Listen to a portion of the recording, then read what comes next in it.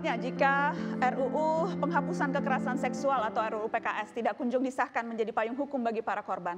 Kita akan tanyakan langsung ke salah satu penyintas sekaligus pendamping korban kekerasan seksual, Helga Inneke. Selamat malam, Ibu Helga. Selamat malam. Ibu Helga, selamat malam. Selamat malam. Bu Helga, saya ingin tahu ketika kemudian ditarik dari prolegnas, apa yang terbersit pertama di benak Anda? Yang pertama kali terbesit, kami sangat terpukul ya, betul-betul terpukul. Lalu yang kami pikirkan adalah kok rasanya negara nggak hadir gitu untuk para penyintas, untuk para korban maupun semua orang di luar sana yang karena semua orang bisa jadi korban, bisa juga jadi pelaku. Itu yang pertama kali kami rasakan adalah kecewa, terpukul dan merasa negara nggak hadir untuk kami. Jadi merasa kembali akhirnya harus mengalami kekecewaan, merasa menjadi korban lagi akhirnya begitu. Iya, betul. Itu rasanya seperti diperkosa berkali-kali, Mbak Nana, karena ketika kami dulu saya mengalaminya waktu masih kecil dan ketika masih dewasa muda. Saya dan kawan-kawan tidak mendapat kepastian hukum, juga kepastian keadilan.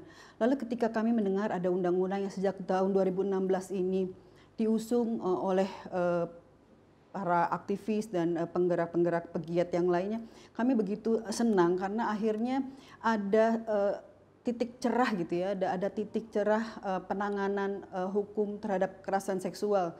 Tapi lalu perasaan senang itu tiba-tiba tercerabut karena kami tahu sekali rasanya bagaimana. Bagaimana rasanya tidak ditangani dengan baik, bagaimana rasanya tidak didukung, lalu bagaimana rasanya ketika kepastian hukum ada tapi lalu kepastian keadilannya yang nggak terjawab. Padahal di RUU penghapusan kekerasan seksual kami sudah merasa ada kepastian keadilan di situ. Itu yang buat kami benar-benar seperti ini seperti awan hitam yang tiba-tiba datang dan tiba-tiba menjadi gelap gitu, dan rasanya seperti nggak ada lagi yang berdiri di depan kami kecuali teman-teman yang terus berusaha dengan segala macam cara untuk menggolkan rancangan undang-undang ini. Apa sebetulnya konkretnya satu hal saja yang Anda harapkan kalau memang ini akhirnya gol, itu akan mengubah apa, Bu Helga? Mbak Nana, saya punya 2 orang anak perempuan.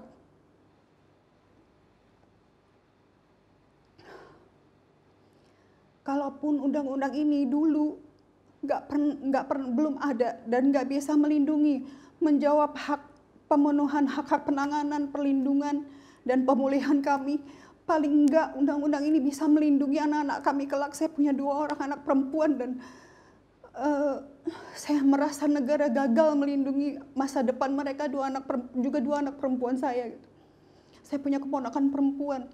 Saya nggak ngerti orang-orang yang tidak suka, yang anti, yang mengatakan ini undang-undang yang sangat sulit untuk diproses lanjut.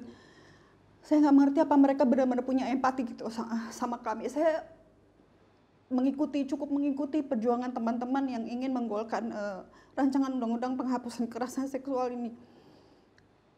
Dan rasanya I felt my daughters gitu. Rasanya negara sudah gagal gitu loh melindungi masa depan banyak orang, masa depan anak-anak perempuan saya juga, dan masa depan banyak sekali korban yang sedang saya dampingi. Bu Helga, yang jelas di mata Najwa ada 3 wakil rakyat, dan kalau Anda tadi mengatakan merasa negara membelakangi atau memunggungi para penyintas atau para korban, yang jelas sekarang di hadapan saya ada 3 bapak-bapak nih. Apa yang mau Anda sampaikan langsung atau mau minta saya tolong sampaikan, silahkan.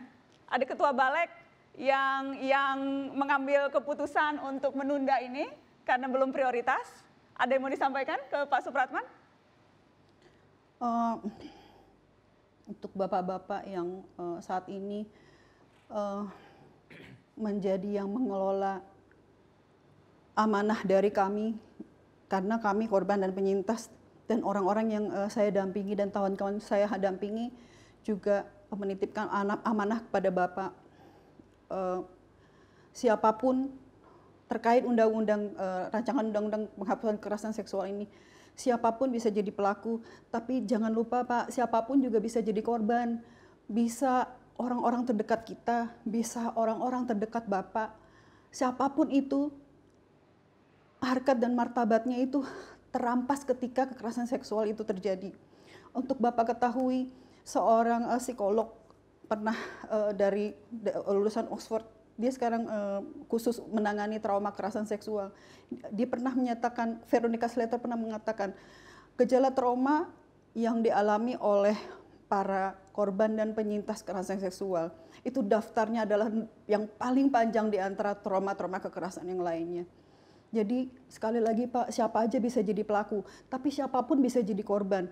Undang-undang ini, rancangan undang-undang penghapusan kekerasan seksual ini merupakan jawaban sebaik-baiknya keadilan terhadap korban, penyintas, dan semua yang terkait, karena sekali lagi Pak, semua bisa jadi korban. Jadi Baik. kami menitipkan amanah ini kepada Bapak.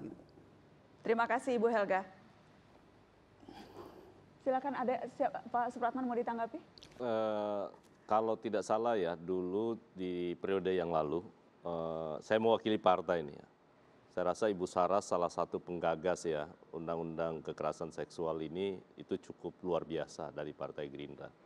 Kalau sekarang saya katakan tadi ini soal masalahnya ada rule of game-nya yang ada di parlemen yang tidak memungkinkan untuk saya ambil alih secara langsung.